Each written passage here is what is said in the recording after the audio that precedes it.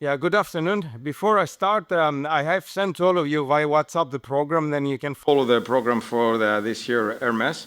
Also, I would like to thank Athens International Airport that is hosting today's event. You know, we try to have our members helping to organize this event around the globe for next to IATA IGM and also with Pegasus and Mehmet Nane. Also, thanks to Amon and Eurocontrol 3 years ago, then really I'm pleased to welcome you here in Athens. I would like to warmly welcome you to the 2025 AGM and Leaders Forum.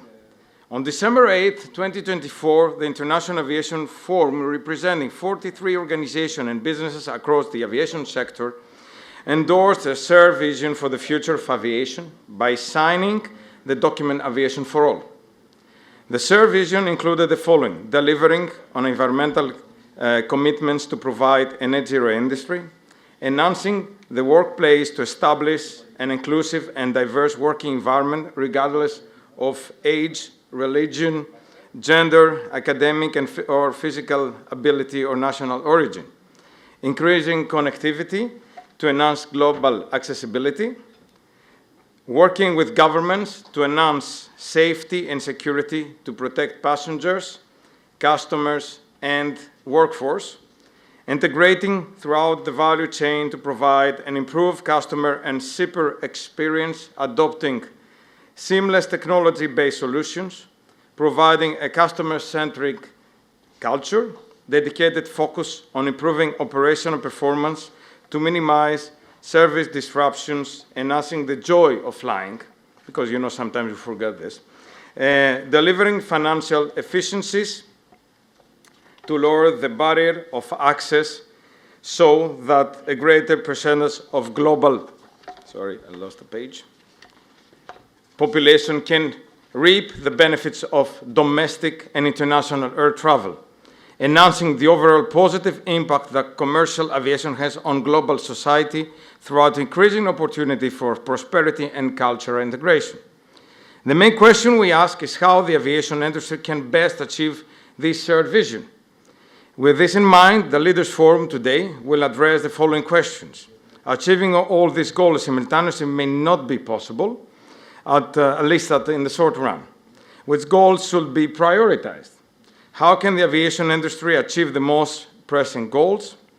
Among the goals outlined, are there any easy-to-achieve goals? How can achievement of these goals be accomplished? Which of these goals may be the most difficult to achieve? How can the aviation industry work towards achieving these very difficult goals?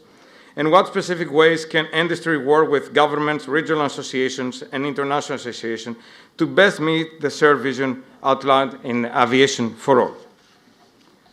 As you know, for those who have been in the past in the Hermes AGM, the first part is our annual general meeting, as it's said in the bylaws. Then traditionally, and based on the bylaws, the president of Hermes serves as the president of the assembly. If it's a quorum for this, then an approval, then I pass over to Angela to say a few words and continue with the different items we have to do during the AGM. Thank you, Costas. Once again, thank you, Costas. Once again, thank everyone for coming. And thank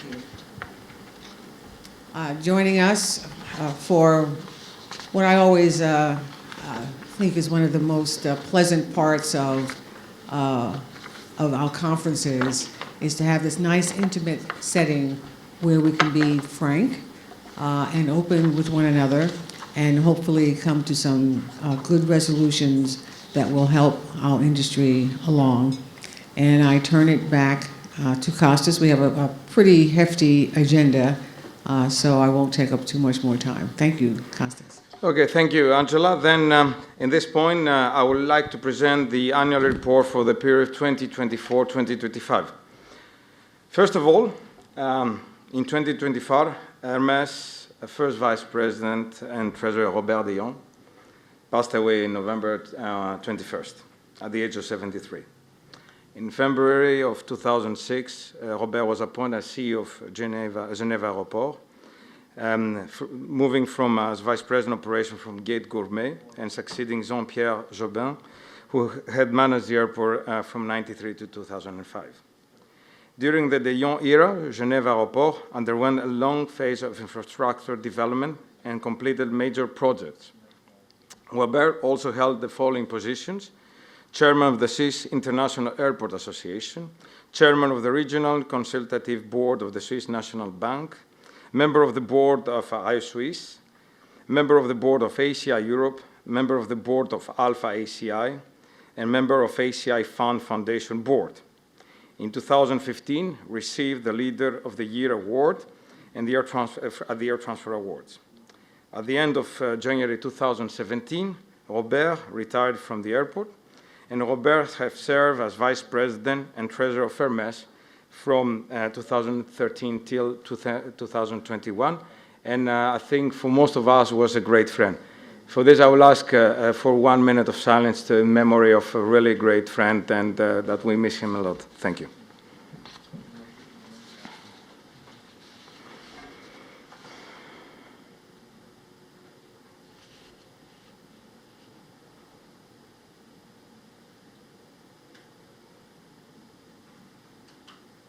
Thank you very much.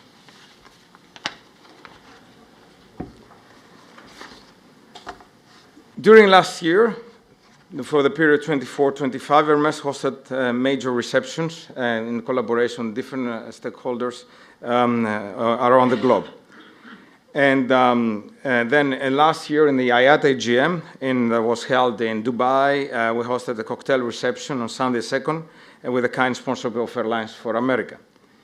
Also, in the occasion of the 34 ACI Europe Annual Congress and General Meeting last year in Istanbul, we hosted a cocktail reception. Again, Olivier, many thanks for your contribution to Hermes and today and last year, with a kind sponsorship of IGA. On Wednesday, the 4th December of last year at Chicago was held a reception during ICAO 80th anniversary, with the President of the ICAO Council and Secretary General of ICAO, the Director General of CANSO and Member of the Board, Simon Hackard, the Secretary General of LACAC, the Director General of Civil Aviation Authorities of Italy, Romania, Uruguay, and many members of the ICAO Council. During the reception, I had the honor to present a commemorative book highlighting the most momentous milestone of the air transport entitled Air Transfer Milestones. This commemorative book was published in partnership with major aviation organizations and partners of Hermes, with ICAO, ACI World, ASA, CANSO, TIACA, Eurocontrol, A4A, AACO, AFRA, ALTA, and ERA. Thanks all of you that also you are here present today. Finally, the reception was launched the Air Transfer Hall of Fame, and was presented a book of the first 50 inductees to the President of ICAO. Also, in December the 7th marked the 80th anniversary of the signing of the Chicago Convention. For this occasion, Hermes in Icali held a reception with the President of the Chairperson of Pegasus Airlines and Vice President of Hermes, the Director Generals of TIACA, AACO, Director General of Civil Aviation Authorities of Greece, Guyana, Kazakhstan, the President of Hellenic Aviation Society and Board Member of Hermes, and many members of our organization. Finally, Henry Hololei accepted the 2024 Hermes Award. Hermes has a close collaboration with ICAO. As you notice, we organize a reception, and just to put in your calendars, on the 22nd of September this year, the day before the start of the assembly, we'll host an Hermes reception, again in collaboration with ICAO. As I said, we have a very close collaboration, and in 2024, I had the opportunity to meet several times with Salvatore, discussing all these main issues, and especially about our declaration of aviation for all. I will tell you in a minute.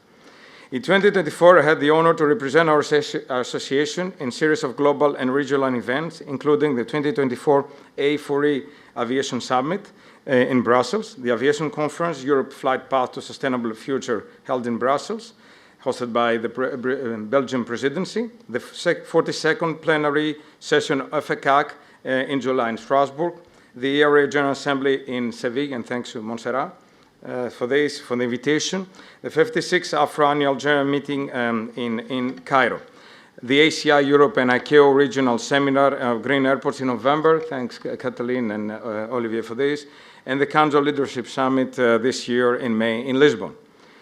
The most important initiative for 2024, not only I believe only for Hermes, but also for the different organizations, was the signing of the Declaration of Aviation for All.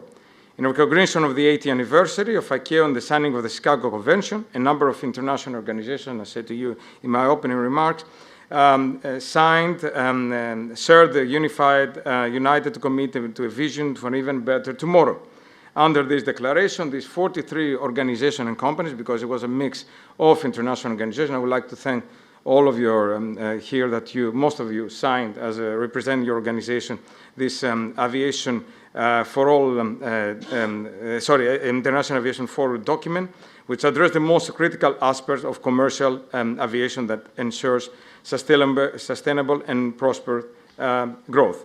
As already said, it is addressing topics of environmental commitment to net zero, enhance inclusivity and diversity in the workplace, increase global accessibility, enhance safety and security to protect passengers, customers, and workforce, improve customer and shipper experience, adoption of seamless technology-based solutions, improve operation performance to minimize service disruption, extend the reach of aviation to a greater percentage to global population, and enhance positive impact on society. A shared vision for a brighter tomorrow, ensuring that the value and benefit of commercial aviation can further support and enhance the development of global community. This concludes my report for the year. I don't know if there is any comment or questions. If not, we move forward. I continue? Then, as you know, from the start of the establishment of Hermes, we do a series of collaboration with different stakeholders. As you know, Hermes, that you're the members, the leaders of the air transport are members, then we collaborate with different organizations. Then today we are pleased to announce that we will sign an MOU with CANSO. We have already, as you know, with IATA, with ERA, with AFRA, and so on. Then it's really an honor to sign also with the air navigation part of the air transport. And I would like to invite Simon, that is also a board member of Hermes, to do the signature and say a few words before the signature.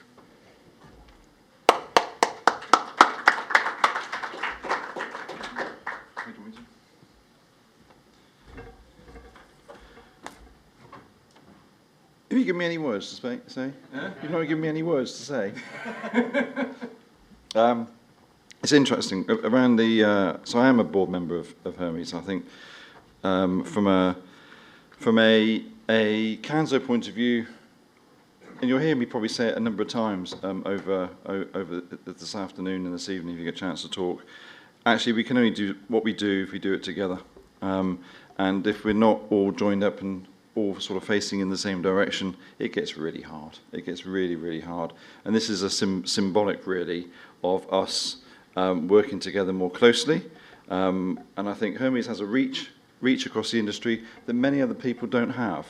And obviously, CANSO has a reach across the industry. It's very specific to ATM, but it's actually getting a lot broader. And as we're moving into Montreal as well, relocating later on this year, I think this is an absolute perfect time to have an MOU between both organisations to start to accelerate some of the messages out there into the industry. So it's an honour and a privilege. Very good.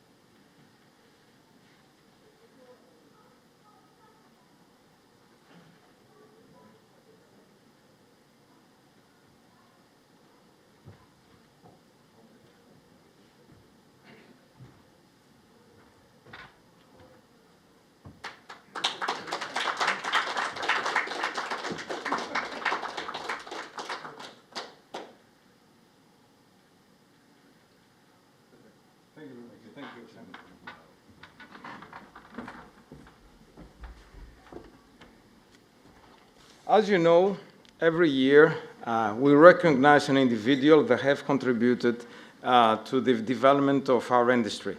As we are the organization of people, of leaders, then it's always good to not to forget those that are leading our industry and those that really make the industry even more efficient. And I would like to invite Angela to present this year awardee.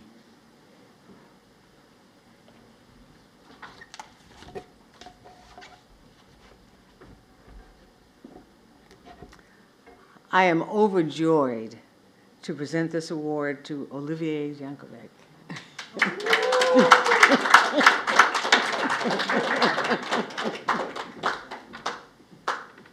I'm overjoyed to receive it from you, Angela. It's true. You have to go there. It's true. I hope you're going to say a little bit more about Olivier. I think you have to go there because you're looking really. So here.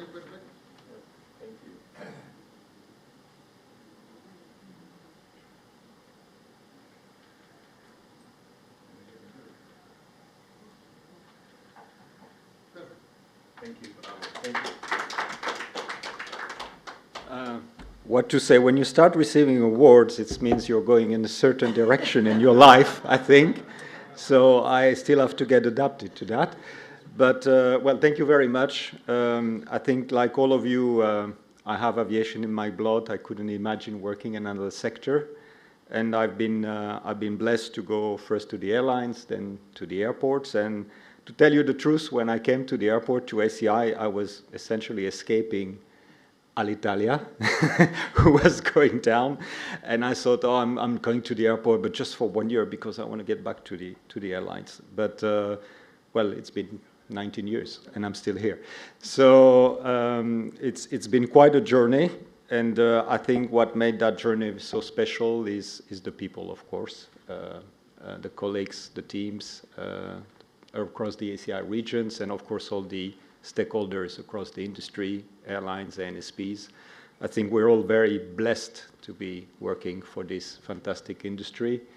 And although we're facing a lot of challenges, I think that makes, it gives us a special responsibility to ensure we're future-proofing it, as I said a few days ago. So thank you very much. It's again, it means I'm getting older, but it's okay. Thank you. Not you get older. I mean, it's good to recognize. I mean, because you know, I was here in your election back in 2006. Then we were together. Then I'm getting older too. Then anyway, congratulations, Olivier. Thanks again for your support in Hermes. Now, I would like to announce that we are really pleased. For those you were back in 2021, we signed an MOU together with the University of the Aegean in order to establish a future MBA program. And I'm really pleased that this idea is moving forward. And I will ask our board member and responsible for the program, the MATBA, Andreas Papatheodorou, Professor Andreas Papatheodorou, to brief us a little bit about the program. Andrea, please.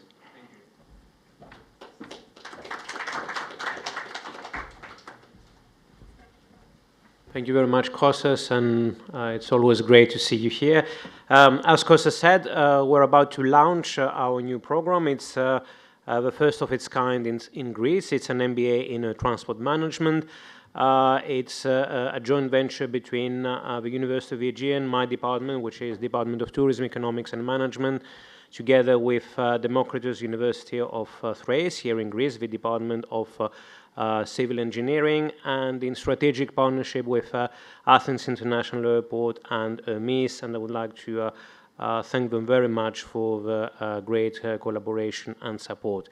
It's going to be the first of its kind in Greece, but we aim at the global market. It's going to be delivered in English, and it's a program essentially delivered on a distance learning basis. So our students will be asked to join us 1 week on site on the beautiful island of Hughes to get to know each other, and from then onwards all lectures will be delivered online in real time, so every evening between 6 and 9 Greece time is going to be a lecture which is going to be recorded, so people who can't attend the lectures can always listen to them at a later stage.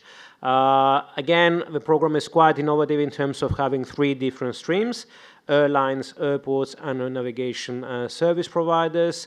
One of the very few at a global level offering such 3 streams, and it's quite competitive price-wise as well, because fees are 10,000 euros, which is much cheaper compared to the industry average, and the ability to pay in monthly installments. One of the great advantages of our program is that we have a very prestigious industry board, which is coordinated by Costas, and Hermes plays a major role in this board as well. First of all, we have Hermes members participating as lecturers into this program, and in particular Costas and Dr. Anders Schneider. And of course, what is of great added value is the industry board. Costas, would you like to say a few things about the board? Yeah, well, some of you are a member of the board, and yeah, some people here are members of the board, and Angela and Olivier and Simon. Not forget anyone here. Glenn. And we have also Yanis from Athens Airport, Rania Yergutsakou, Peter Elbers from Indigo, and Mehmet Nane, who is Vice President of Hermes, that's among those that are in the industry board, in the concept to make an industry approach. Therefore, we try to link the people from the academic with the people, most of the people that have an MBA, it's because we need to find a job in the industry, not to become professors. Therefore, we need to focus over this direction. And the program expects to start in January 2026. At present, we're going through an accreditation process. This is going to take place in early July. From then onwards, we will formally market the program, so you will hear from us in a more concrete manner. And as I said, we expect to start in January 2026, welcoming our first cohort. And before we close, I would like to cordially thank Ioanna Papadopoulou, who has been a great supporter of the program all the way through. Thank you very much. Thank you, Andreas, and also I would like to thank Ioanna also and her team and for organizing today's event. It's really much appreciated. And by the way, we are already in a little bit of talks with Simon, but next year AGM might be next to Kanzo, then we need to finalize end of May. Then we continue the collaboration with different stakeholders to do events together next to major events in the transport industry.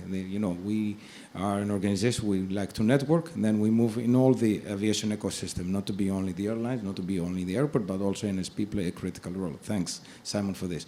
For those who were earlier today in the main hall, and thanks, Olivier, once again to give us the possibility to present the Air Transport Hall of Fame.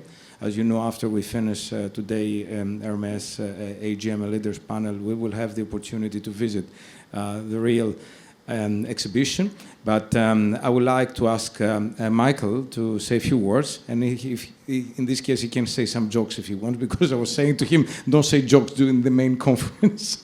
Michael, come please. And this is the book. There are some copies there that you can have. Then you want to go there? It will be here. As you wish. Yeah.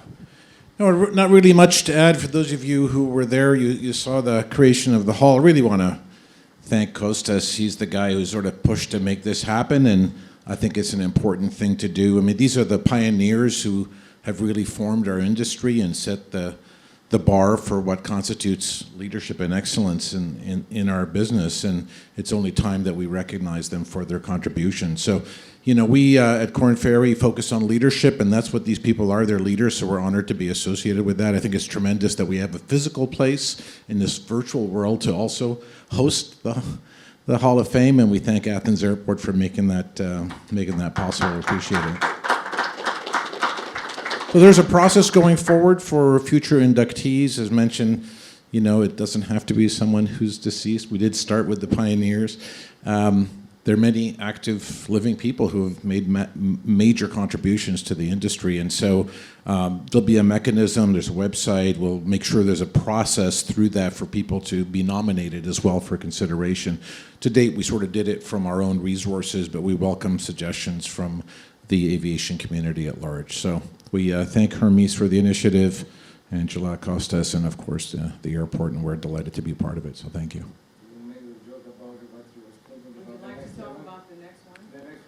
Oh, well, I was saying to several people, like, the best way to recognize the important people is to also have a hall of shame for those maybe who weren't so excellent. But I don't know, man. Costas vetoed that idea, so I may just do it on the dark web, as has been suggested. Anyway, thank you, Costas. Thank you. Thank you, Michael. And in order to get this outcome, the first 50 was not an easy process. I can say to you that we spent quite a few times in a Zoom calls, Ioana, Angela, Brian and Michael and myself talking and, identify the most appropriate people, organizing on time and have the microsite and also to have the exhibition. It was not an easy process, and I'm really happy because it was a teamwork, efficient one. And thanks all of you, Ioana, Angela, Michael, Brian also, and Teta, that together we managed to accomplish in a very short time. What Michael didn't remember was not in a reception. It was actually during Hermes AGM in Istanbul that you had the idea in our Hermes. Then you see our AGM is, I know we have to do some bureaucratic process because it's the bylaws, but in the same time, great ideas came out, and that was a fantastic idea, and that's why you're the godfather. And thank you, Michael, for everything. Then this concludes this part, and as again, based on the bylaws, so we need to have the election of the member of the board of directors. This is an annual process. Then, as you know, Angela is the president, Vice President Mehmet Nane. For reasons linked with what's going in Iran, it was not possible for him to be today with us. And then it's also in the board, Andreas Papatheodorou, Simon Hackart, also Nick Kallio, and myself. Then we would like to continue to be the board for you, serving you. Then if there is no any objection, then we've finished also with this part. Any comments? Okay, thank you very much. And then any other business? Any other topic that, as I said, 2 years ago, Michael had a fantastic idea. Then any question or anything? Don't forget our message, it's you. Then we serve you and we work together. And thank you for your presence today.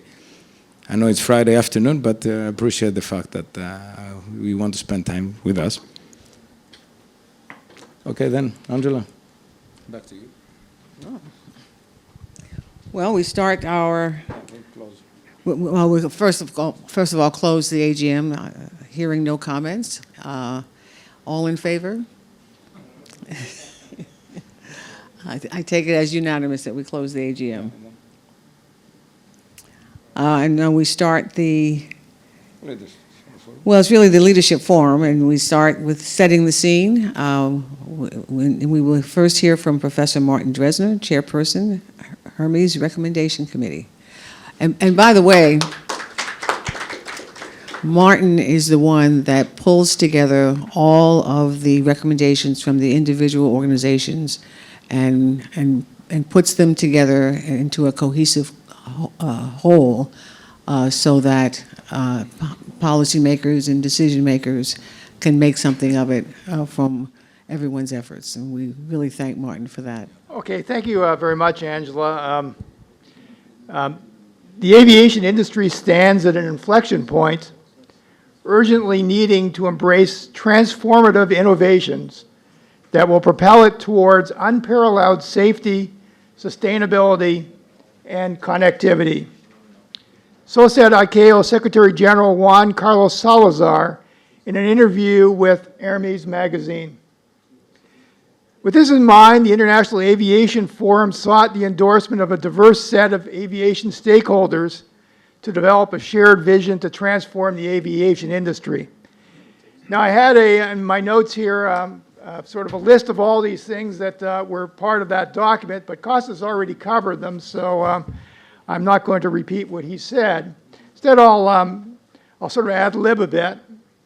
And what I would like to say from my own perspective is that, you know, there are very few industries that do as much as the aviation industry, I think, to promote understanding, cooperation, development, prosperity around the world. But it's an industry that unfortunately does not have a reputation among many people to go along with, I think, all the good things it does. And so one of the things that this document does, I believe, it sets forward a number of goals, a number of action items that the industry should try as best to follow and to agree on in order to not only develop the industry, but also to I think, improve the reputation of the industry that will, you know, sort of be in line with, I think, all the good that it does for the world. So the Hermes Air Transport Organization, with its diverse set of members, is in a unique position to help develop the policies, plans, and strategies to deliver on Mr. Salazar's vision and to meet the challenges outlined by the International Aviation Forum. And I hope that this meeting today makes progress towards this goal. Thanks. Thank you, Martin. And as I said to you in my report, we have a close collaboration with ICAO. Unfortunately, Salvatore was not possible to be here today with us. Then we have a video that with his keynote address. The video is ready? Thank you.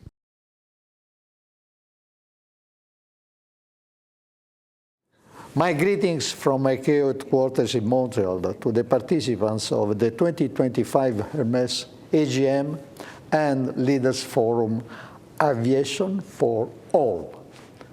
I regret that I could not join you personally to share ICAO perspectives on crucially important priorities for global transport development. Our long-term strategic plan for 2026-2050 was approved by the ICAO Council a few months ago.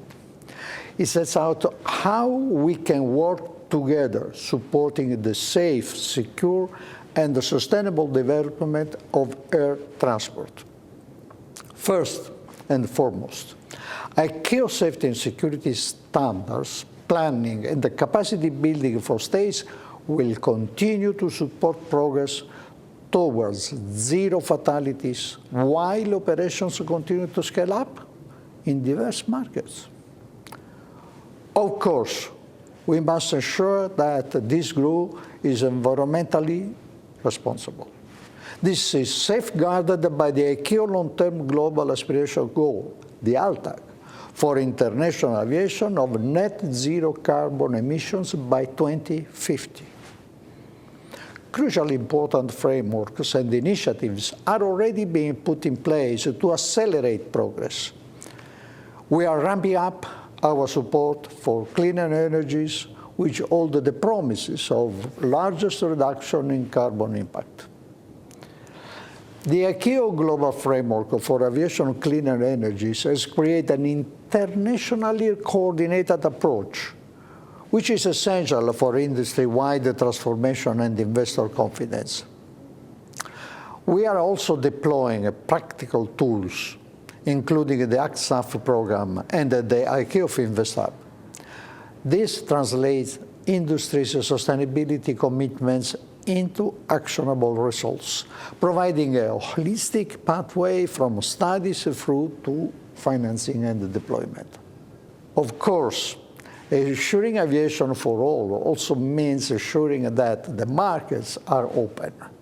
That's why ICAO is actively encouraging and facilitating the transport liberalization and international cooperation that unlock new markets for operations. Our air service negotiations events are also accelerating bilateral agreements. I'm sure that many will be excited by the prospects presented by the outcomes of our 17th ICANN event this November in Punta Cana in the Dominican Republic. Building on initiatives from last year, the 2024 Doha Declaration was a key highlight and outcome of the 2024 by ICAO Year of Facilitation. It directly addresses obstacles passengers face. I'm talking about issues like accessibility for persons with disabilities and ensuring a seamless and comfortable travel experience.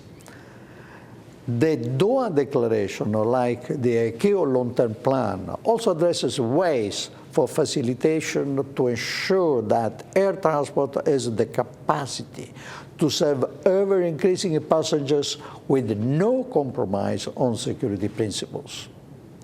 Finally, it draws on the lessons learned from the COVID-19 pandemic to help support the future resilience of the global flight network. ICAO's strategic planning tools also help optimize business growth. Our big data dashboards and analytics offer strategic intelligence, and our connectivity index and the Global Aviation Competitiveness Index help identify growth opportunities. We are also positioning artificial intelligence as a key enabler. Aviation for All also has a very human dimension. In that regard, let me highlight that aviation's very significant workforce challenges are supported both by ICAO's data work and by ICAO's Next Generation of Aviation Professionals initiative. This initiative is leading the development of a global aviation education plan. We are also working actively to erase the aviation gender gap through a similar approach. Ensuring talent and motivated women are able and encouraged to pursue careers in our sector is critical to ensuring positions are filled from the boardroom to the boarding ramp. All of these points to how the upcoming 42nd ICAO Assembly in September and the study of the long-term plan offer a crucially important opportunity to align and rally around our shared goals. For 80 years, the Assembly has proven its importance as a transport's highest platform for cooperation towards growth. And with this strategic plan, this year's session holds the promise of defining the decades to come. Let us take this moment, the ICAO Assembly, and the shared vision before us to deepen our cooperation and strengthen our progress towards this goal. Ευχαριστώ.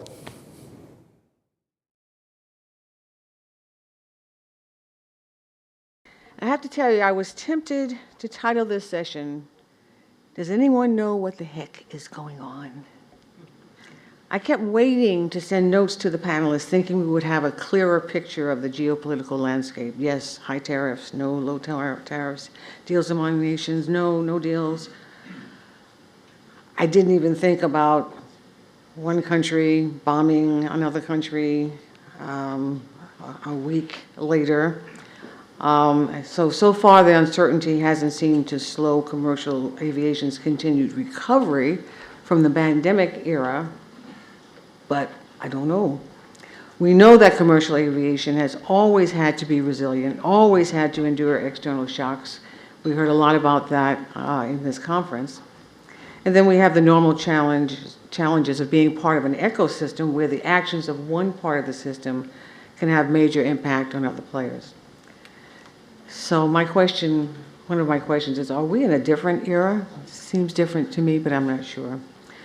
So I would like to ask my first panel to come to the stage. Olivier, Montserrat. Oh, I'm sorry, this is the second panel. Oh, Justin. Justin, Fabio, Glenn, come on up. And Simon.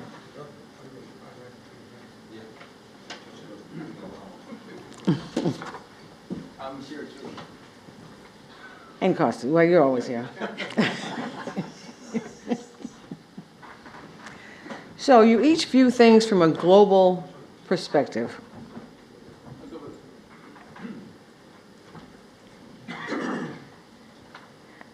And what I want to ask, and these are true questions I have for myself, what are you most trying to assist your members with? What are they most worried about? What are you trying to get them to confront? And how are you, or have you, prepared your organization to bring the most, so that you can bring the most value to your membership?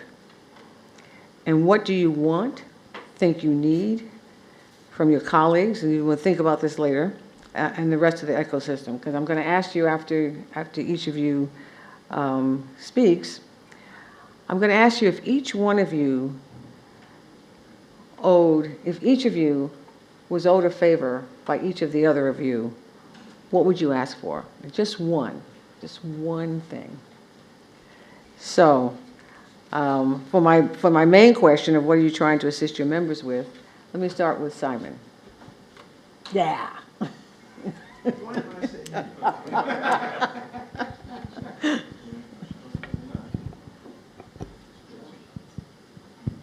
is working.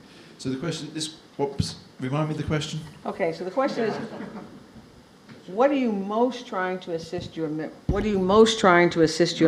with? What are they worried about? What are you trying to get them to confront? Yeah, okay. So I think from an ANSP perspective, the biggest challenge right now is growth. The growth is back. It's coming. There's lots and lots of stuff in the sky. This quarter, the first quarter of this year, and it was 12.6 million flights in the first quarter of this year, which is nearly a 6% growth from the same Q1 from last year. So when we talk about doubling of air traffic by 2043, you think, that's never going to happen. Actually, it already is. If this trend continues, it will be there before 2043. So the challenge, I think, for ANSPs is growth. But in addition to that, it's also, we have the real problem that airspace is finite. So we can't make new airspace. And then we've got all these new people coming on. Well, they're no longer new, they're here. Whether that's drones, whether that's space, whether that's eVTOLs, whether you name it. And they're going fast, they're going slow, they're massive, they're tiny, and there's a lot of them. We talk to drone or eVTOL manufacturers, and their order books are already full. They're just waiting for the regulation to catch up so they can fly them. So it's real. It's not space age. It's not made up believe. So these are all going to want to use the same airspace. So for me, that's the biggest challenge of our industry, is to accommodate all the different types of aircraft type, and therefore different types of services that are required that don't currently exist. That's massively difficult. So if you combine that then with how do we do that, the challenge is what do we need to invest in? Investing costs money. The current customers of ANSPs, which is now and has been for a long time, is airlines. They don't want to pay. We understand that, so it's about being cost effective. So there's a big challenge coming. So all of that, so what are we trying therefore to help, what's going to help the ANSPs deal with that? Well, actually we're trying to encourage them to change. And ANSPs aren't the fastest beasties at changing. I'm looking at Neville in the audience, but it's a difficult thing to change, to accept change. Either you want status quo, you want to keep things as it is. You spent decades investing in infrastructure, training, everything else, and all of a sudden we need to change again. So getting that momentum of change in place, I think, is what we're trying to do the most of. For our industry. I'll stop there, but that's broadly. Have you seen any kind of individual members kind of break through and do these changes? We've been talking about that in the U.S. recently with some of the recent incidents. And of course, that's been a problem in the U.S. Of using technology which is really changing things. But is there anywhere on the globe where you're seeing an ANSP start to accept that role? Yeah, there's pockets. I think we have a challenge. Europe is one of the biggest challenges. There's no real first mover advantage. It's heavily regulated for all the reasons that we know. So being first, spending all the money, and then nobody else doing it around you, actually you don't achieve the benefits. Also, then everybody else can do it much more cheaply than you've done it. So there's no first mover advantage often in those circumstances. But where there has been a significant leap, I think, is Africa. So Africa doesn't have the massive legacy infrastructure, critical infrastructure, 25-year business case. They didn't have any infrastructure. So they've leaped into space infrastructure, so space-based communication, space-based surveillance. And they have the ability to do that. So they've got a more service-based approach, which means that it's cheaper, a lot cheaper, very reliable compared to what they've ever had before. So they are taking the leaps far quicker, I think, or able to take the leaps far quicker than other parts of the world. And then we've got other parts of the world, Africa again, that are licensing drone use far more quickly. And I think we should watch China. You know, I've been in an eVTOL, and where I flew in an eVTOL was in China, and they're moving very, very quickly in terms of the regulations and the rules. And I think we'll see those as they have the ability and the desire and the money, to be honest, to be able to accelerate a lot of the things that the rest of the world is struggling with. So they're the two areas that I can see big breakthroughs at the moment. I'm going to call for questions when everyone has finished, rather than do it for each one at the time. Okay? Justin? From the airport perspective, certainly we also have to deal with the growth. I think all of us will probably say the same thing, that the growth is coming. I think from the airport perspective, there's a couple of other imminent challenges towards accommodating that growth. Certainly a lot of emphasis on accommodation of that growth, but also we have to accommodate that growth in a sustainable manner, and we have to figure out how to help airports remain financially viable in light of having to modernize or improve or add additional infrastructure, and also at the same time deal with governments who are trying to tax them and take money from them, and airlines who don't want to pay. So to me, these are going to be the key things: is how do we accommodate that growth? How do we accommodate it sustainably? And then how do we do it and keep the airports financially viable? And then there's another focus as well that we often forget about, and that is the customer experience. Because the customer experience is not good now in many areas. If we double the traffic, it's going to be even worse. And so there are basic things where we have solutions that are available to us today that we're not utilizing because we can't work together as regulators, as airlines, as airports, and we need to do that in order to make the customer experience better.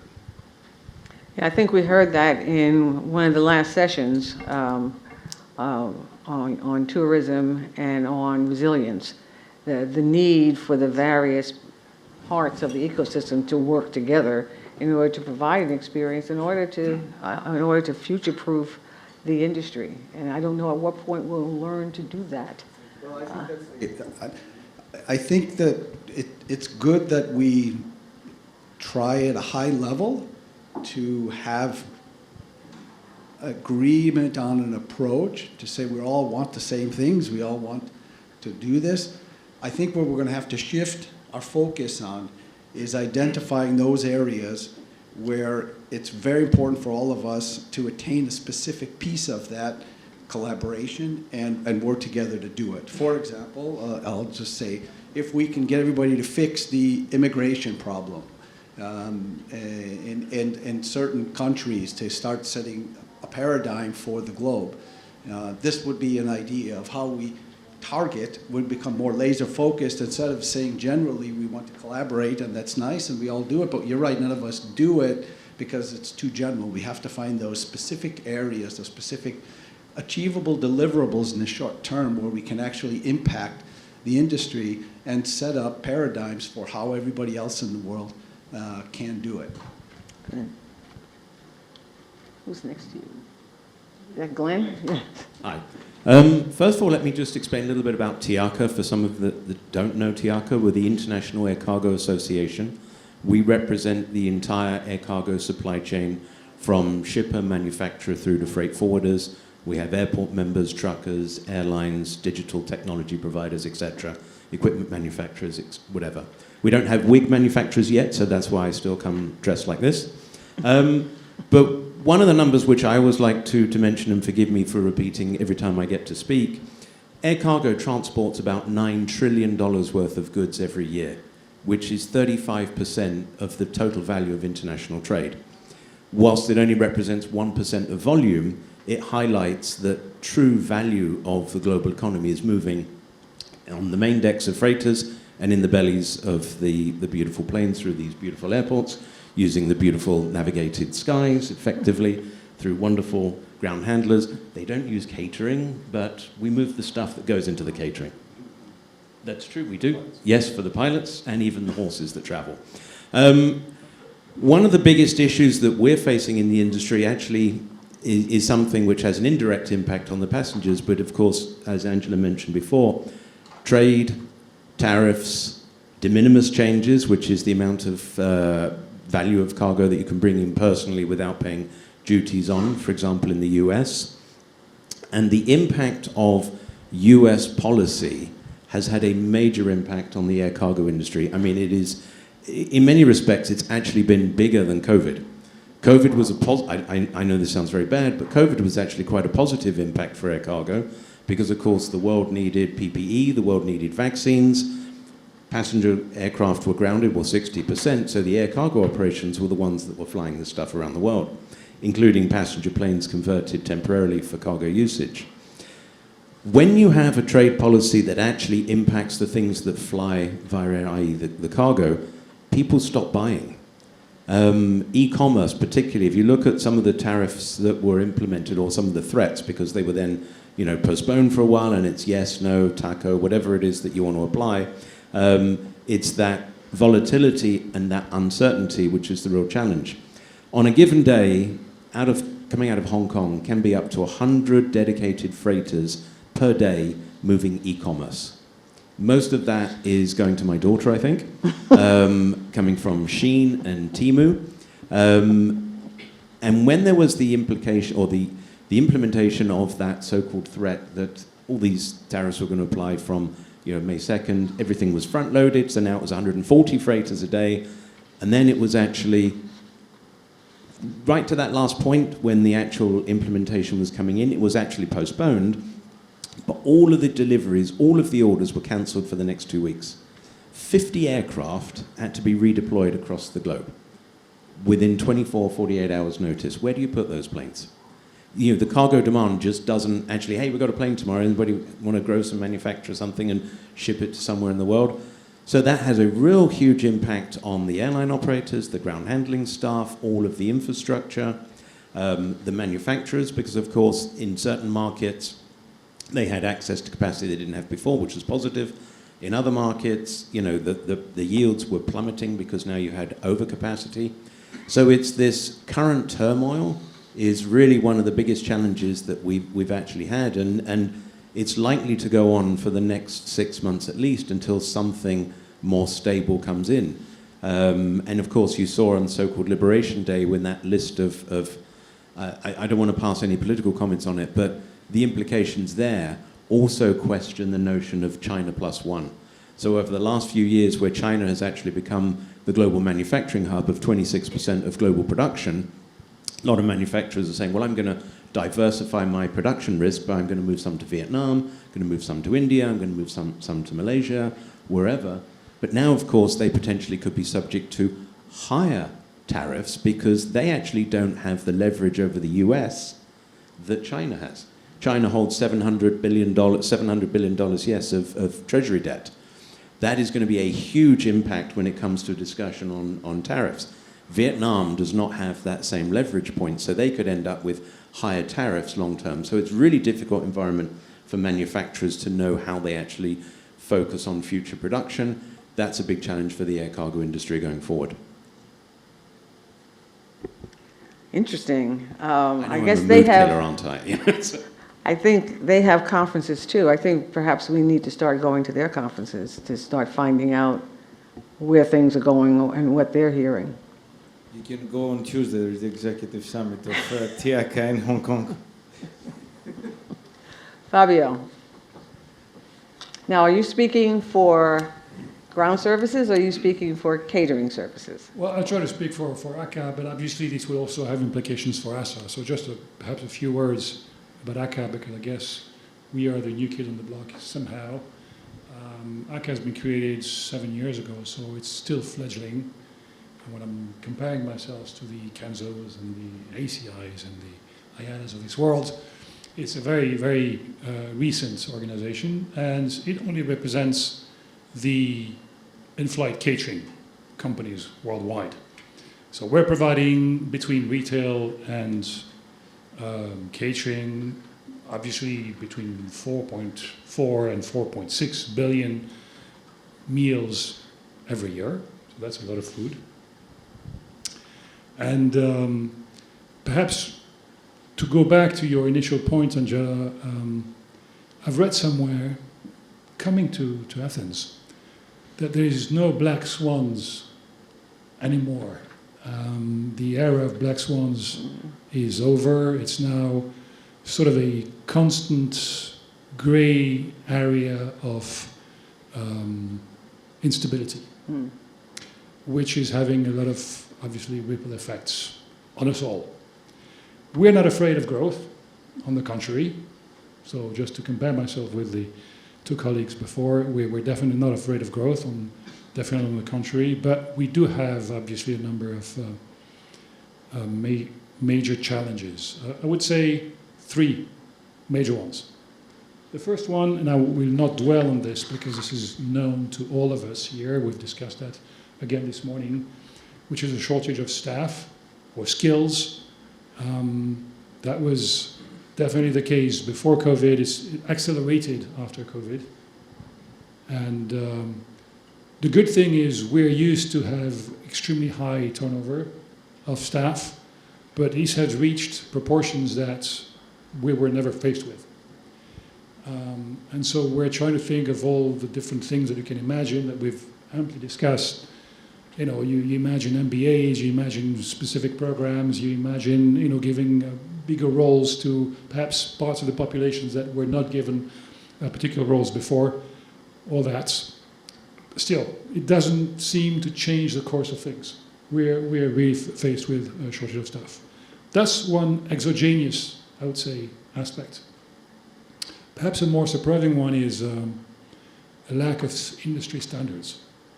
So whatever you are eating on board, I don't want to freak you out, has not been approved by any super high standard authority to say, well, this is good to go, right? Uh-oh. Yeah, exactly. Very good to know.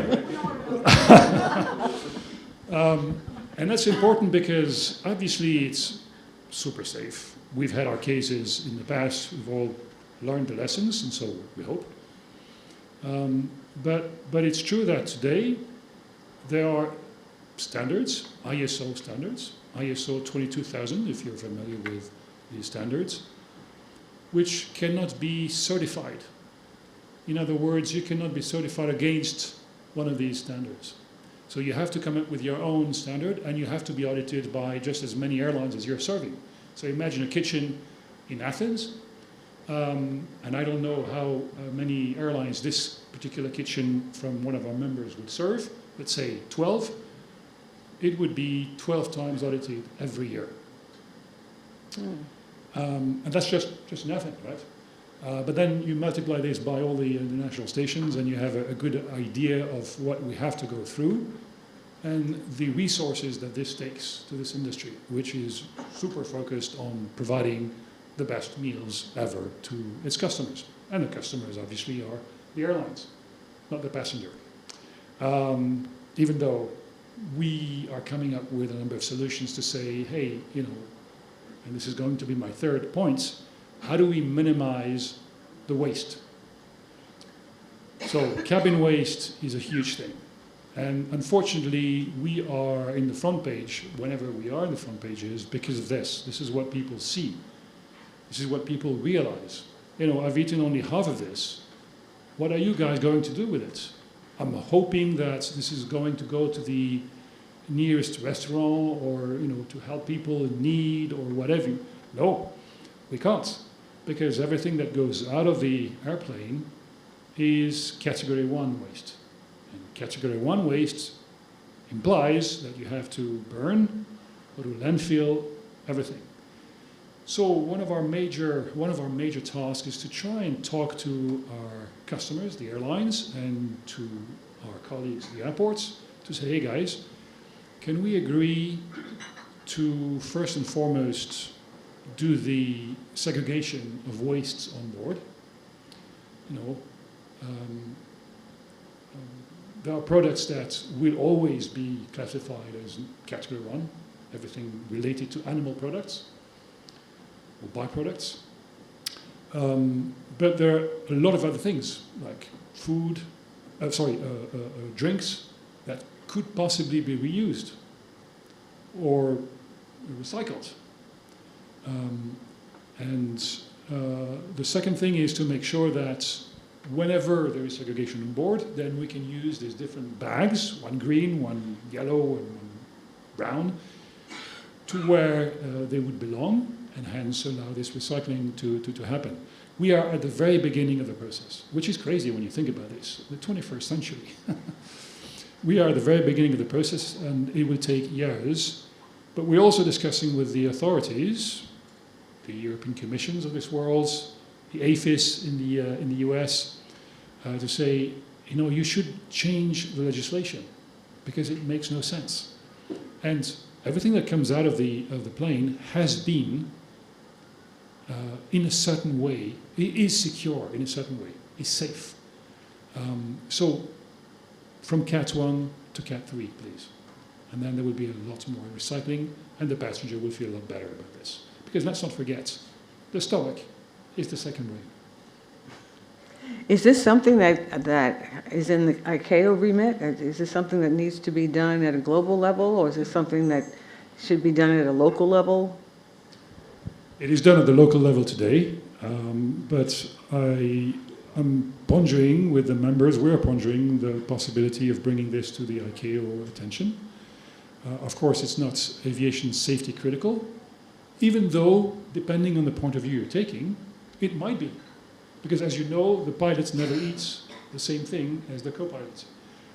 So it has obviously a direct incidence on safety. So we're pondering this, and due to my relationship with ICAO these last years, I might bring this to Mr. Shakitano's attention. Yeah. Thank you. Costas. Yes.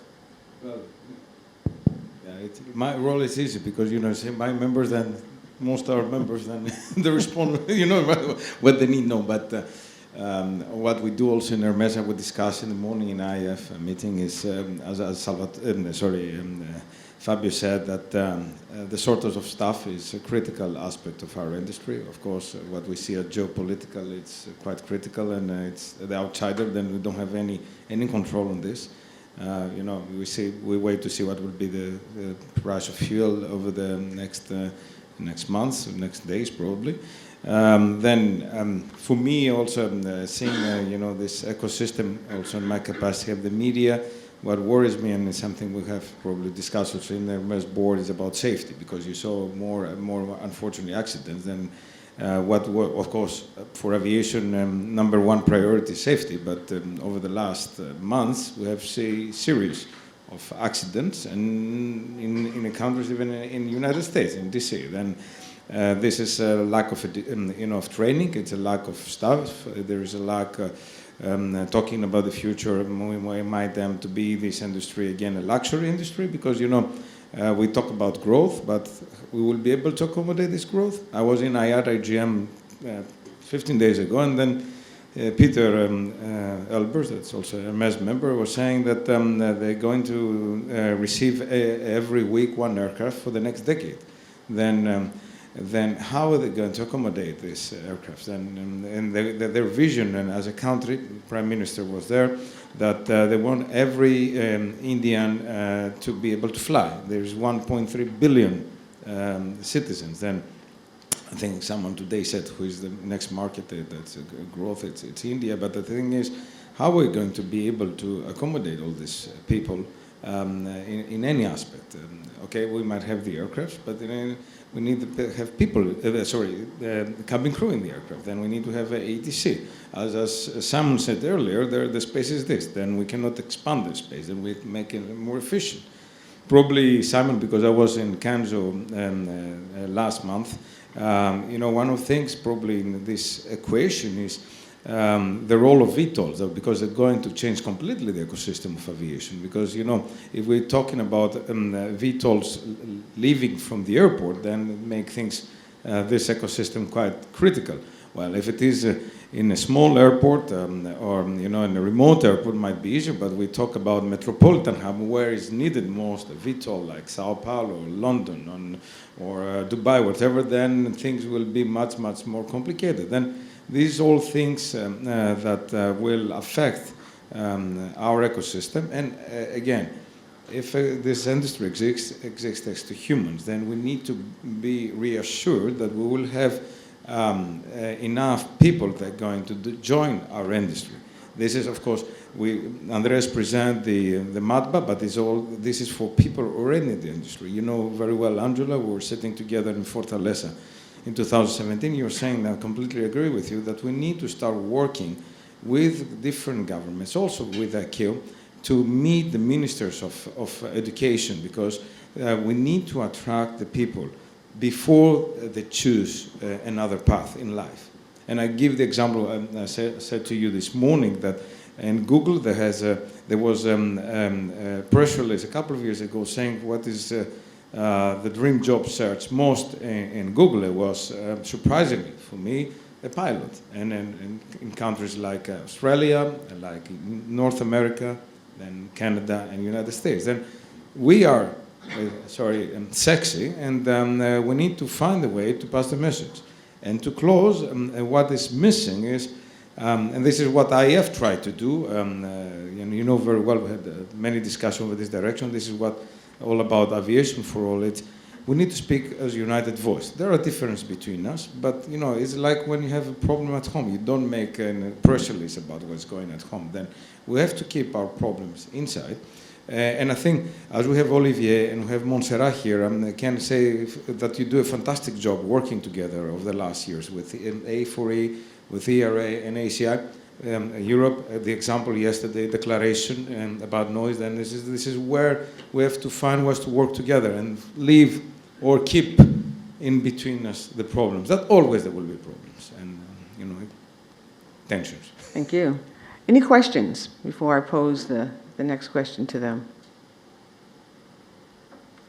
Okay, Simon, you get to ask for one favor from each of these. And by the way, they have to say yes. Ferrari, Aston Martin, Lamborghini, Mustang. There we go. That's it. I think one favour from each of them. It's a risk of repeating ourselves and saying that we all need to work together and not do the blame game. I think that's the biggest one of all. None of us can do any of what we do without everybody else also playing their part. And it can get quite difficult if everybody starts to blame one another. So, but there's an add-on to that though, because that's an easy thing to say. I think sharing information is the big one for me. We all love our own information. Our industries love our own stuff, and we don't like sharing it because it's either commercial or they think it's secret, or it's got massive value if you keep it to ourselves. If we can share it much more freely, or entirely freely between every part of the ecosystem, just imagine what we could do with that information if we all had the same information at all times, real life, live, accurate information, data. Then we can really add value to it, and that's a big ask because there is a value to people. I think a lot of data that we have in our industries isn't that valuable on its own. There's a perception that it is. When you add it together, it becomes something quite impressive. We then work together to work how to use that. So it's working together and sharing information far more freely than we do today. And that sharing information has actually become easier. I think part of the problems in the past is that it's been difficult to do. besides, the other inhibitions. So perhaps that is something that there's some hope for. I hope so. Justin? Sorry, from each. So I need you to fix the skies so that they can get the maximum number of airplanes flying. And then it's up to us to figure out how to accommodate them as airports. But some regions are restricted by airport capacity, some are restricted because of their space capacity. So, and also it needs to be able to maximize on a global level the routing system. So thank you. I'll have that by next week, please. From a cargo perspective, I think it's really important. Cargo from an airport perspective is often overlooked. And what people don't realize is that as soon as you start to, you grow, we saw it during COVID, that suddenly there was a ton of cargo coming in, but airports couldn't accommodate the cargo because they didn't have the cargo facilities. We were throwing stuff on the runways, wherever we could find space, because we had too much cargo, we couldn't accommodate it. But we all know that we probably could get more cargo to our system, which is better for our economies, if we had the facilities to be able to accommodate the cargo. And I think too often that everybody wants to have it right there at the airport, which is of course optimal, but I don't think it's realistic with many of the grounds that airports have. So you have to start working with the airports to plan how you're going to increase the ability to how you're going to accommodate the increase in cargo. And it takes many years because you have to put facilities in place and everything else. And then how do we get companies to be able to work with airports to do PPPs or whatever it is to be able to build that, because we're not going to have airports, if they have to build a terminal or a cargo facility, guess which one they're going to build. So, and that's just something that I think in the growth is going to really be important. Catering, very, very important, always a challenge for airports. Not because of the fact that we manage the supply, it's obviously the airline relationship with you, but it impacts airports significantly because we are often given the grunt of the problems that exist between the caterers and the airlines. And it's the airports that have to deal with that from a community perspective and everything else. So this is something that's really important. I don't know how we can help you work that out, but that has to get fixed because just like ground handling and catering, they're such low margin businesses, the airlines kill you.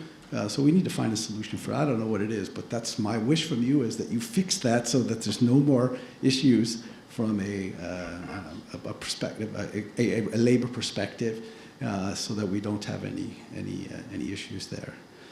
Kostas, you keep us all together, keep us aligned. I'm working. Sometimes I will not be the nice guy and to push you a little bit. Glenn? These guys do such a great job for cargo. So can I take a liberal extension of the question slightly and say, if they were different people sitting next to me, what favors would I ask of them? Yeah. So first of all, today you're going to be the trade development minister for every country on planet Earth.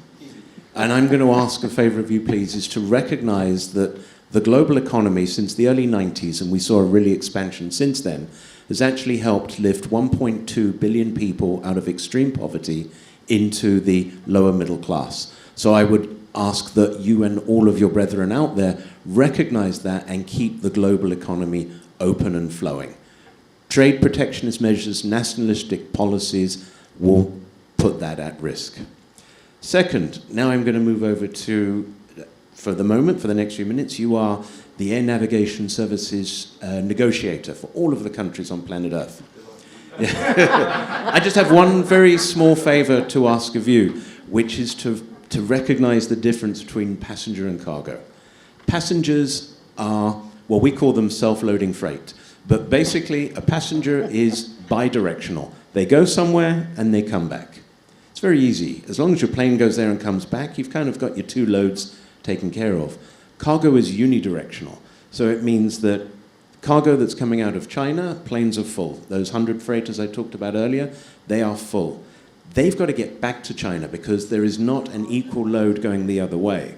So they will have to go from Europe, then perhaps they're taking things down to Africa, picking up fruits and vegetables and flowers, moving them perhaps to the Middle East, then picking up something there and moving it somewhere else till eventually they get back and they create a network.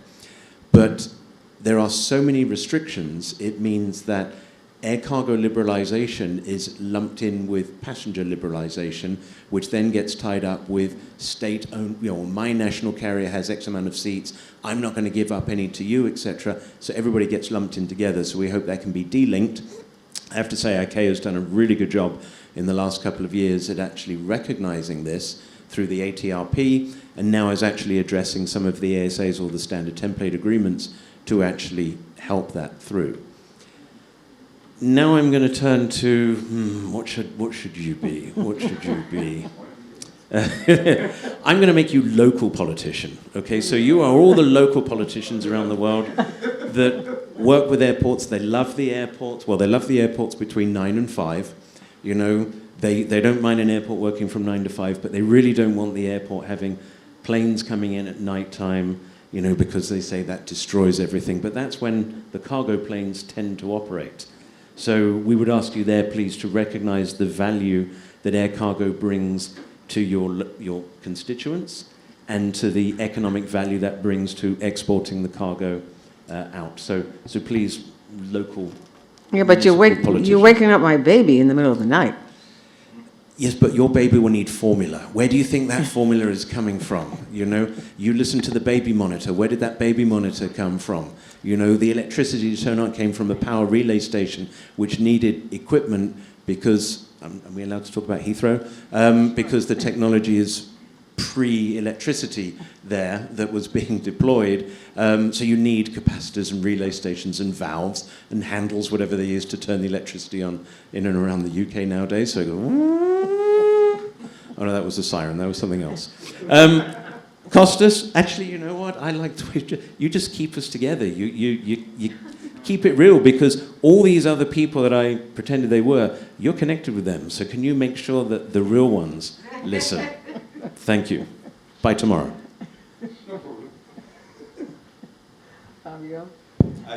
Before, I used to have a coach. Then when I was thinner and I was running track and field, that he was a Democrat and was saying, you have to write to do what I'm saying. I like that.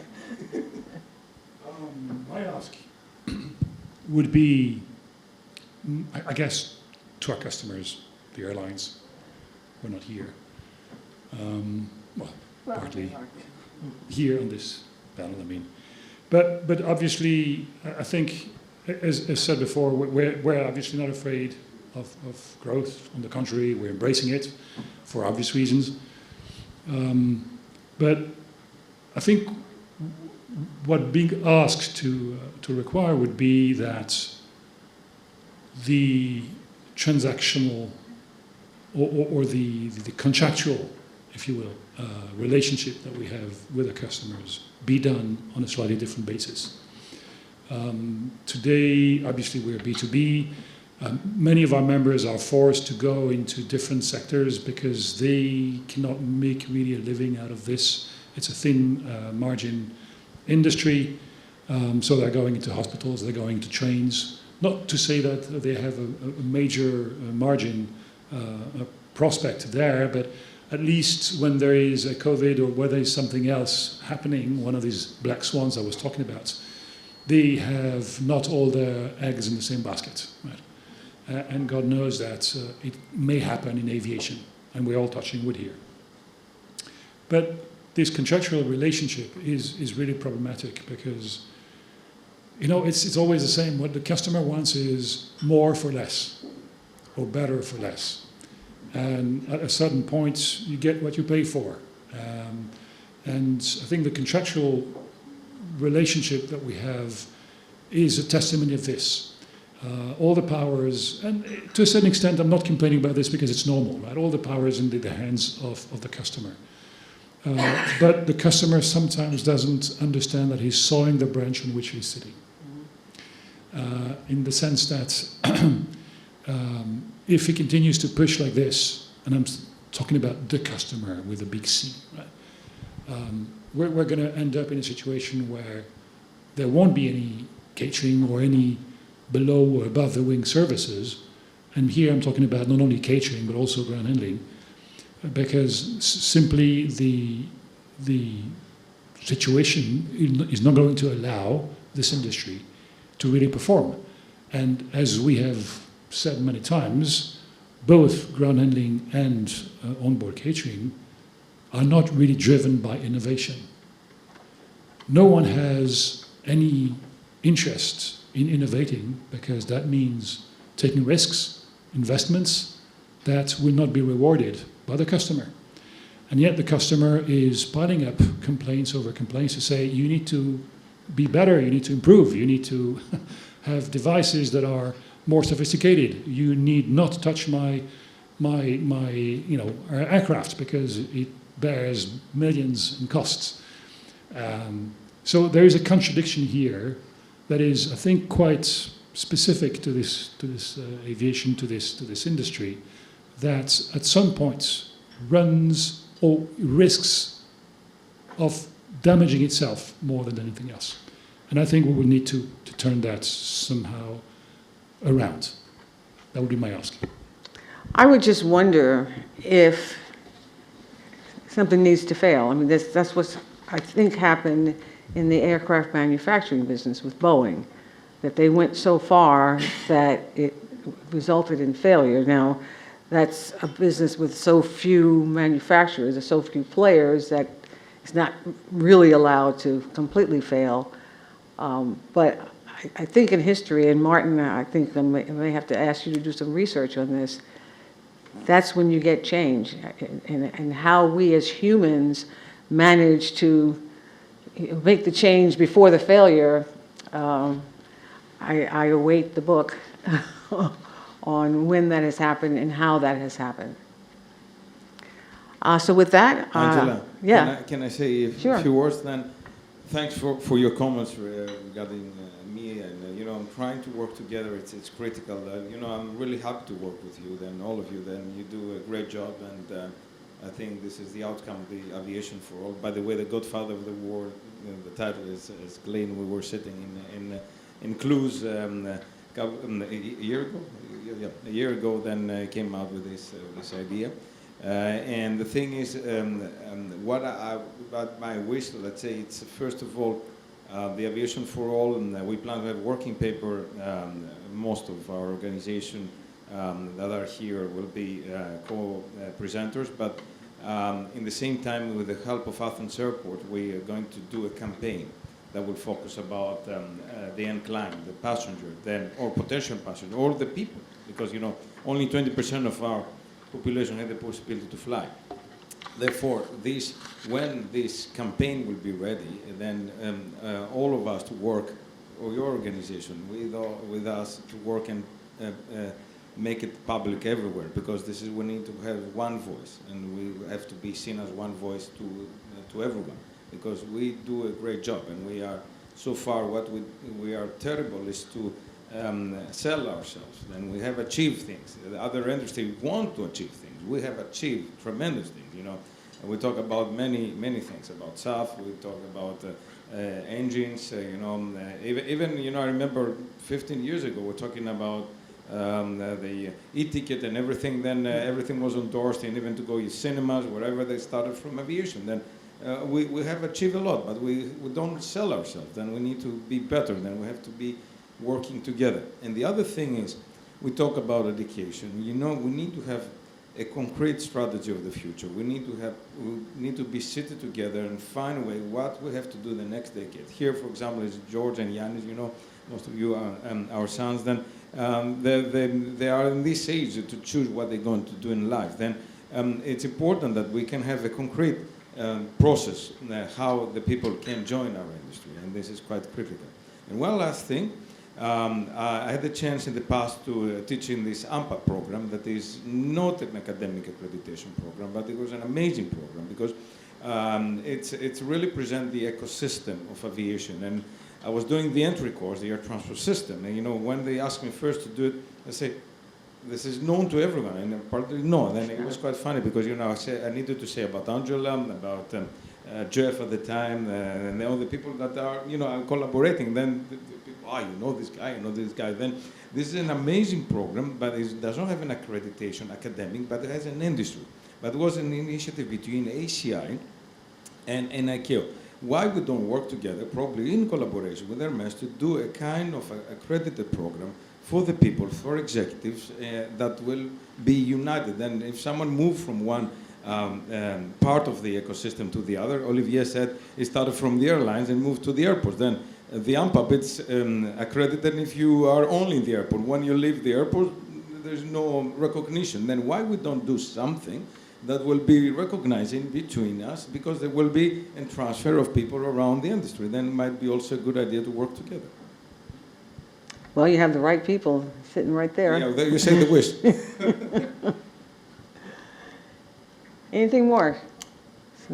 Thank you very much. I think this has been a very interesting session. I've learned a lot. I hope the audience has as well. Thank you.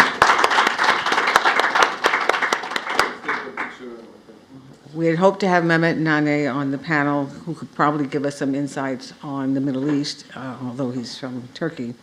But because of the Middle East, he is otherwise occupied because his employees and airplanes wound up getting trapped in Iran and Iraq, and so he's getting them out, and that's going on now. So I've asked each one of these to give a short presentation on the main priorities and activities in the organization, and then have a conversation about what extent is the current discussion about all these geopolitical disputes. How is it affecting the organization's planning for the future? Are you treating these activities as temporary hiccups or possibly longer-term disruptions, even a new paradigm? Olivier, let's start with you. Sorry, You weren't listening. He's too tired. So, what's going on? Next question. So for Europe, really, it's a critical time because we're facing challenges that go well above the remits of our sector, and that makes it increasingly difficult to position the sector for attention from our policymakers and regulators. But there are silver lining in the sense that if you look at the EU political cycle, the last 5 years were all about greening, decarbonization, I would say at any cost. And those costs have been and continue to weigh heavily on our industry. And now there's been a realization that Europe is losing ground, so competitiveness has been identified as a major challenge. And there was a specific report made by the former president of the European Central Bank and former Italian Prime Minister Mario Draghi, especially on this, on the competitiveness of Europe, which actually was quite good for our sector because it kind of put the church back in the middle of the village in the sense that it's all good to decarbonize, but if we continue on the same path, Europe is going against the wall because we might reduce emissions, but in doing that, based on the current policy and regulations we have, we will make people much poorer, we will compromise cohesion, and we will compromise the future of Europe, actually. So that was really a wake-up call, and therefore, in that report also, the importance of transport as an enabler for the economy, and therefore also in support of decarbonization was stressed. And I think that opened the eye of many people. So that is mostly positive in the sense that I think together with Montse and also Rania, we're really trying to jump on the competitiveness bandwagon. And by stressing, that if you're talking about competitiveness in a global environment and therefore Europe's global positioning, well, you can't really look at that without considering air connectivity and the role it plays for this. So we're trying hard to push that narrative. Not sure we're yet fully successful, but I think for those of you who were with us at the annual Congress 2 days ago, I think there is some comforting words and a signal of change of direction from the Transport Commissioner, Tsitsi Kostas. The second aspect is defense, because now, of course, with the geopolitical situation, defense is on top of the agenda. There was this new plan called Rearm Europe that was presented earlier this year, which is about mobilizing 800 billion euro. And of course, the EU has no new money. So that means, we need to be very careful, and we are alert about the fact that we might be losing chunks of the EU budget that goes to aviation, which anyway was not that big in the first place.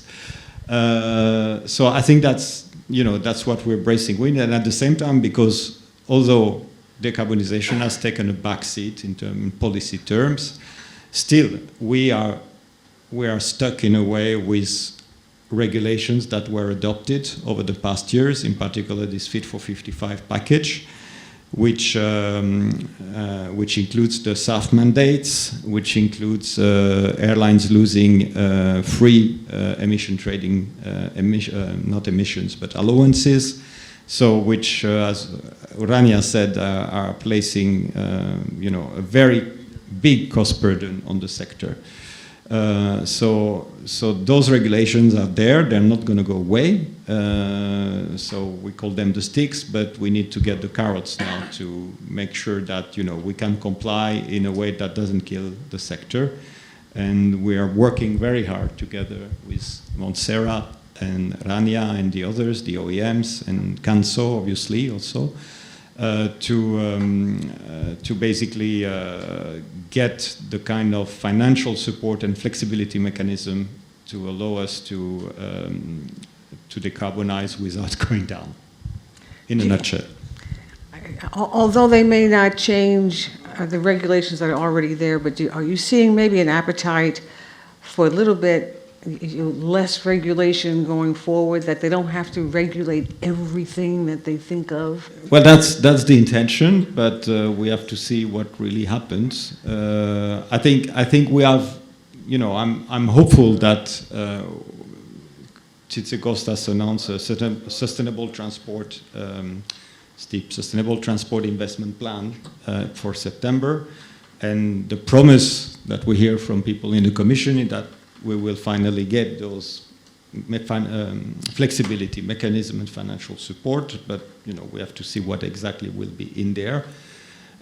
In terms of simplification, the European Commission has gone through a vast rowing back of the CSRD, so all the corporate reporting for environmental rules, which with our members actually triggered mixed reactions, because we do have airports who went through the whole exercise, spent all the money and did everything. And now they're saying, wait a minute, why did I do this all? Where others who didn't go through the exercise are obviously relieved. And then if I think in the longer term, we were going in an extreme, position, and I think maybe we're going back to another extreme actually on this. So yes, it's a bit of a mess. Fabio, you had a question? Yeah, thanks.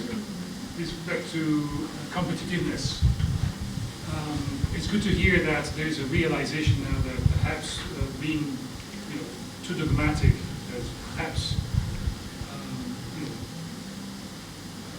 injured us somehow. But by us, I mean obviously from a European perspective, but to a certain extent, aren't we as well pushing for this to happen in the sense that, as far as I know, and Rania is not here, but A4E, which should be in charge of this dossier, is not actually taking this in its own remit. Therefore, you would imagine that international relationships would be defended by associations. If that is not the case, then you cannot blame the European Commission for not doing its job, because they never heard that bilateral agreements should be signed or not be signed, or not on these terms, by anyone. Yeah, but I think the issue is I wouldn't put that in terms of, stopping bilateral agreements and reversing open skies. And indeed, I mean, Rania is a bit in a difficult position on this because there's no alignment amongst its members. I think, trying to put the blame on external markets for our own lack of competitiveness is a mistake. Europe is not competitiveness, but we're not competitive because of our own policies and regulations, not because of the others. We created our own uncompetitiveness, and I think now there's a realization that, rather than trying to find scapegoat and say, oh, it's Qatar, it's the Middle East, and we need to stop these guys. First, we're not going to stop these guys because they are major global aviation powers today. And, if we don't get our act together ourselves, then we're not solving the problem. And as airports, the last thing we want to see is a rollback of open skies. Because we depend on two things we depend on having the right capacity and keeping investing, and we depend on having a liberalized environment where there's full free market access for airlines so we can develop our route network and grow our traffic and bring the economic and social benefits of aviation to our communities. Have you seen danger of losing open skies? Well, Lufthansa is very vocal asking to the EU to suspend the Qatar agreement, which is ludicrous because actually the ones that actually asked the European Commission to open negotiation with Qatar was actually Germany and France. So, these are protectionist reactions that are not going to help us. On the contrary. Well, protectionism, I think that's one of the issues behind these tariffs is protectionism. So I don't know if that's going to wind up being the wave of the future. Maybe. Depending on how it goes. For now, it doesn't seem that open skies agreement are under the focus of the Trump administration, but at the same time, I think the U.S. carriers have been huge beneficiaries of those agreements. Yeah, absolutely. So I think it would be unlikely that the Trump administration start questioning them. Hopefully not. Montserrat. Well, what can I add? You made it really difficult. Olivier summarized it so beautifully. I think you should be next Titi Costa's boss. And maybe send Ursula for a holiday. Let's send Ursula on holidays. Please don't repeat this. Oh, this is a safe place. But yes, he's absolutely right, and I think we are really living very much in our daily work as associations representing different stakeholders in the industry, the internal confrontation that it's happening within the European Commission. So you've got some parts of the Commission that are very much willing to support the Draghi report and come with solutions for the industry to keep us competitive, and whilst also delivering on the environmental agenda, because it is possible. However, you've got other parts of the Commission that still have, perhaps aviation in their perception as a pollutant industry. They don't really see aviation as, one of the most important contributors to European cohesion, economic cohesion and social development, which others do. So I think that's what we're struggling with, is depends on, what parts of the Commission you discuss these things, then some really see it very clearly, but some others not. But apparently the problem comes from the top. So we are experiencing some issues in that sense. When it comes to smaller and medium-sized airlines, which are the ones we represent, and then Olivier, also in Asia, Europe, you've got many European regional airports, smaller airports that are very, very difficult to make profitable. If you don't have the economies of scale for an airport, for an airline, for any business, obviously it is very difficult. So I was very positively encouraged by the discussions that we've had with the commissioner whilst he was participating at the ACI event, because it's, I think he's very much, and he means it, and being Greek, he really breathes in and understands the value of connectivity and the value of regional aviation, and how small and medium-sized airlines and airports are essential to this connectivity. Yeah. I was, again, very, shocked, but yeah, it is part of it's the reality that we live in, to see the ACI Europe report commissioned to CEO Amsterdam on connectivity that was issued yesterday. So more traffic does not necessarily mean more connectivity. Yeah. There are more traffic, there is more traffic, there are more flights. The regional sector is not growing. I mean, my members are not growing, they're flat. But overall, there are more passengers. People want to travel, people want to fly, but they're not necessarily being better connected. So those living in remote destinations, islands, archipelagos, secondary destinations, and small cities, they're not necessarily more connected. They have less connectivity.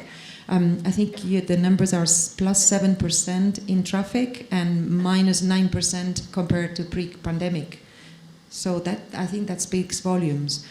And Olivier also referred to the cost of overregulation. And this is particularly important when the margins are very, very thin, when those economies of scale are, or volumes are not there. Our members are really struggling. They have been struggling for many years because they are operating 100% primarily within the European airspace. They are 100% subject to European regulations. They have no way to diversify or fly to other parts of the world, and therefore kind of compensate, some of those costs. They have to be 100% subject to, all the different regulations. Passenger rights. Passenger rights has been a problem from the beginning, but more and more and more and more so. And you think it's one of the main problems? Well, it is still. And the latest document that we've seen coming from the Council is not going to improve the situation. On the contrary, increasing. What was that? So instead of 3, it's the thresholds were 3 or 5 hours, with different thresholds of compensation from 250 euros. And the latest proposal moves from 3 to 4, with a 300 euro compensation. And that's what our members would be. Okay, we're moving to 3 to 4, we'll give the option to more airlines to continue operating those flights rather than just disrupting and finding rerouting options. But still not enough. So, we were hoping to see a will to, again, that would have been a move to improve connectivity by allowing those flights to be operated instead of disrupted, cancelled, and then have the passengers rerouted. But there is a populistic approach to passenger rights. Having with Rania, we are sparing Olivier that pain. A lot of discussions on the luggage as well. Now they want to regulate the luggage, and it's regulating luggage, meaning there has been complaints in Europe and different countries. Spain, for example, has several airlines have got really big fines for their practices regarding luggage. And I understand. I mean, those that are, not treating the passengers correctly, they should be penalized. I'm not saying, whatever needs to be done, but please let not, apply an across-the-board policy that will make all the airlines increase their cost by having to carry luggage that they could otherwise charge. And then you're not giving the choice to the passenger. So the passenger is paying for something that they haven't asked for. If I don't want to bring a bag, why do I have to pay for it? This is just another example of overregulation. Refuel, all the sustainability. Olivier mentioned the ETS allowances. Of course, massive. But now the mandates to uplift SAF, yes, the mandate is on the fuel provider, but the airlines are uplifting this very, very expensive SAF. And the costs are huge, massive. And lots of issues with fuel suppliers passing on not just the compliance costs but also the penalties, and it's actually in writing. I've seen it with my own eyes. So these kind of practices that cannot continue, and I don't know what we're doing wrong, Olivier, because we keep saying and I don't know. I mean, we start to hear voices that kind of sympathize, not saying poor us, don't tax us, please. I mean, I read also about the possible energy taxation directive, again, taxing on kerosene, that might be coming. I mean, there's debates, it goes on and off, but it might come back with the Danish presidency. Taxing kerosene means, again, heating European connectivity and European tourism, because passengers may decide to fly to Turkey instead of flying within the EU, because now go to the Canary Islands, go to Turkey because it's cheaper. They will not have to pay this tax. There are many, many examples. So I don't know. We need to continue. Be persistent. Repeat the messages. I think we are doing something now much better. I think thanks to Destination 2050, we have managed to work together, united as an industry. And it's not easy, believe me, because we have quite a lot of different members that are very strong. They have really strong opinions, not necessarily aligned. But we are working together. Every 2 weeks we have a call and we talk about the different issues. And I think that's really, really made us work together. And before D2050, we used to say we need to talk more, but we all were very busy, so we didn't really talk a lot. Now we do. Now there is a full alignment: airlines, airports, manufacturers, service providers, air navigation service providers. So I think we're in the right track, but there is an inertia, and we see things are changing in the United States, okay, driven by the Trump administration, whatever you like, but things are changing. And I hope that things change in Europe too. But within all this very convoluted political landscape, it's also very worrying. We see that a lot of money will go into defense. What is going to be left for aviation? Commercial aviation. Did you have something to add, Olivier?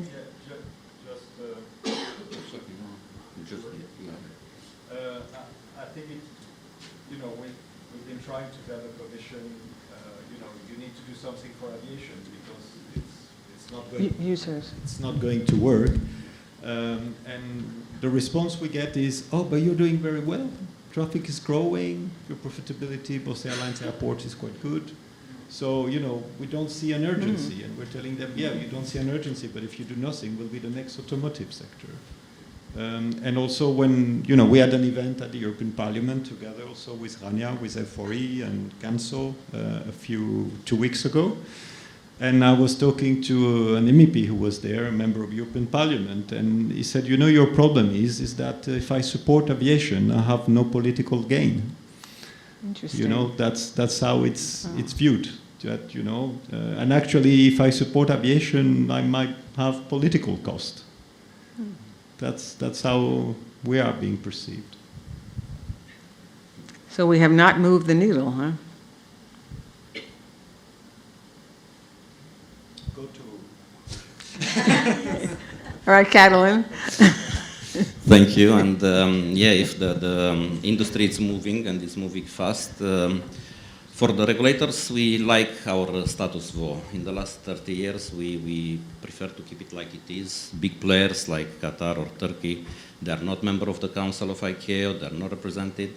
The biggest growth region that is growing now, Central Asia, with more than 80% growth in Uzbekistan and Tajikistan, more than 60% growth in Kyrgyzstan and Kazakhstan, is not present, doesn't have a voice in the council and in the big boys play. So practically what we're trying to do was to establish, after 30 years, a new sister organization, Eurasian Civil Aviation Conference. Therefore, ECAC, LACAC, AFCAC, and DACAO. And practically to have a seat on the table, because we consider it at the table, because we consider it that our voice should be heard. We are right now in huge development, and because of that, I think we have something to say, and we have something to put on the table in terms of be part of the sharing the experience that we are right now encountering, and trying to be part of the game.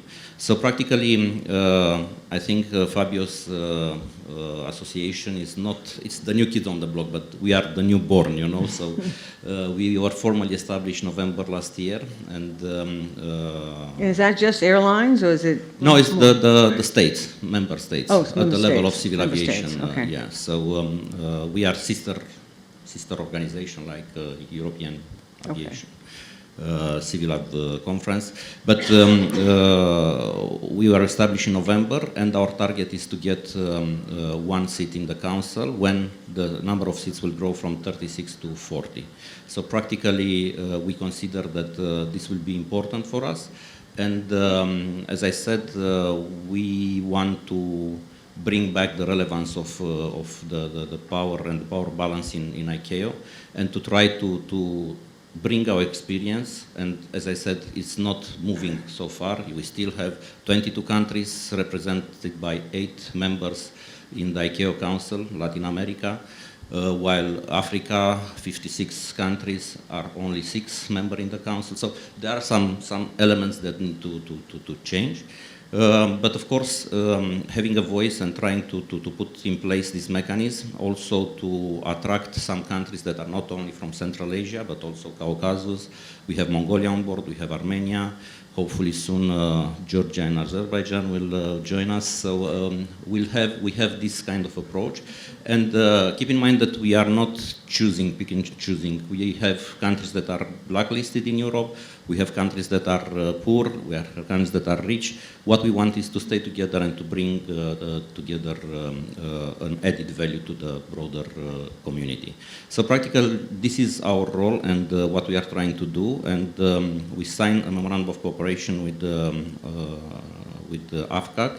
We are now very close to finish with ACAO and LACAC, and hopefully with ECAC. So practically, our target is to be observers in the next assembly in September. And whenever it will be endorsed, the passing from 36 to 40, I think there are still 20-25 states that need to ratify the agreement. Then one of the targets is to have one seat in the council. But as I said, regulatory, it's complicated. I still think that we are a little bit outdated, having 193 states, each of them putting in place their own national regulation, based on the ICAO standards, of course. But each one with their own interpretation of what does it mean, this specific annex provision or SARP. This is not helping, and I think we should move from this model to a more, let's say, regional perspective, like EASA, Environment, Regional Safety Oversight Organizations that we try to put in place. So practically to reduce the possibility to not to be harmonized in a proper way, and to reduce the burden on the state and on the industry at the same time. What do you think was going to be the attitude towards regulation? You're hearing that Europe is starting to kind of see a little bit the error of its ways, that it has gone too far with respect to that. Where do you see this organization positioning itself? Well, as I said, we in Europe, we are, the victim of our own success in terms of regulatory framework. We are overregulated. However, we have the highest standard in the world right now, and the best performance in terms of safety, security approach. However, doesn't make us more shiny in terms of business, in terms of passengers, let's say, capability to fly. But still we are on the top in terms of, European example is the European example, and we extend this globally. More and more countries want to embrace the EASA system. What we want to do That's on the safety and security side, which I don't think has been the complaint about overregulation. It's all these other elements. Of course, but also sometimes security, and I think yesterday we had few sessions targeting especially the security, and how cyber and security it's always a burden, and you've seen exactly with the use of the new scanners, and after that European saying stop now, it was totally crazy. So this kind of stuff are not helping us much, in terms of Europe. However, what we want is to make sure that at the end we preserve our capability as Europe to be the main player, but coming up with new innovative ways to regulate and to be more closer to the passengers and to the industry, because we are depending on each other. And as I said, the fact that we are under EASA and most of the mandate of EASA is covering what member states have, I think it's a huge added value. And right now we can operate in a different environment, but it's not easy. Okay, different layers. I think Europe is the most complicated one with the European Commission, EASA, ECAC, Eurocontrol, and all the other players that are intervening in the regulatory intergovernmental field. So. But for us, as I said, in that part of the world, it was a big opportunity to make a difference and to be heard, because we really matter in this moment. These numbers in terms of traffic growth and percentage, it's top. So we should take advantage of this presence and what's happening there to try to bring some more relevance in the global context. Any questions or comments from the audience? Any closing words? Let's keep the faith.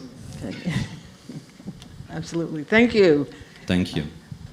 Please thank our panel.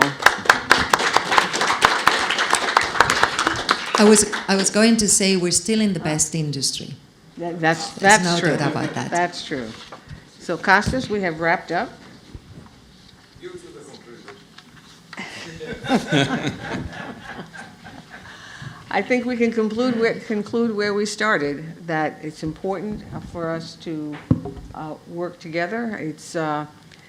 It's more important than ever, it seems. I'm glad to see some new organizations forming, because I think the more of the industry that we can cover and be enlightened about, the better, and can enlighten others about.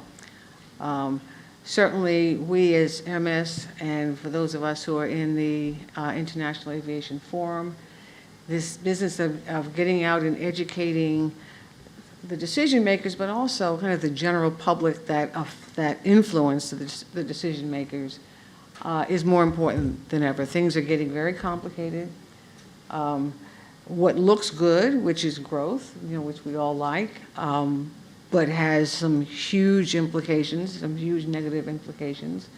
I think we all, depended on each other, and particularly with what's going on with air navigation systems, and what's going on with trying to get the skills, trying to get the interest of young people to come into our industry and stay in our industry, is only getting worse. And I don't think we have that much time to start solving this. Now, there's lots of players in that arena of folks trying to attract young people, particularly young women or minorities, into the business.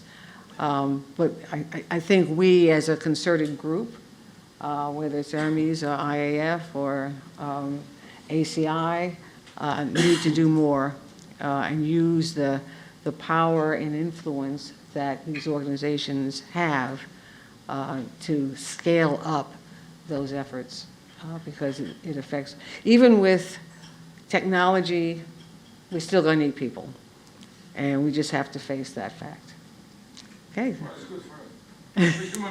Yeah, thank goodness, yeah. I thank everybody. Everyone have a safe trip home. Hopefully some of you will be able to stick around in Greece, which I'm not going to be able to, but for those that are, it's such a beautiful country, has such good food, and such good olive oil. Thank you.